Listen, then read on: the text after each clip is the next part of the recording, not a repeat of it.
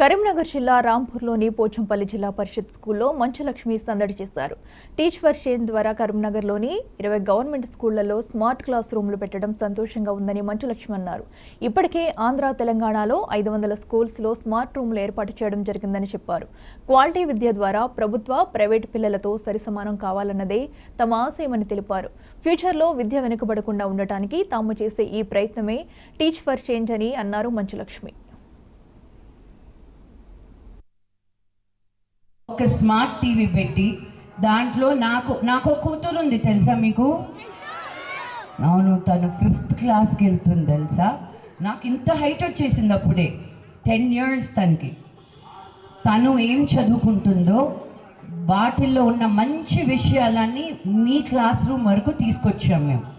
తనకి కొన్ని లక్షలు డబ్బు కట్టి పంపిస్తున్నా స్కూల్కి. కానీ తనకి మీకు ఏమీ తేడా లేదు. అర్థమైందా నేను చెప్పేది?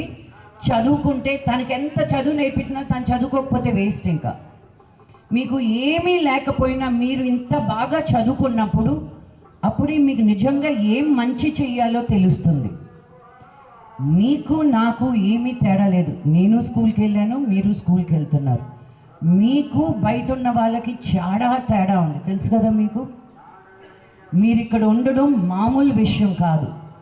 మన గవర్నమెంట్, మన రాష్ట్రం, మన వాళ్ళందరూ కలిసి మీకు మంచి చదువు ఉండాలని గవర్నమెంట్ మీకు స్కూల్ పెట్టింది, అవునా కదా?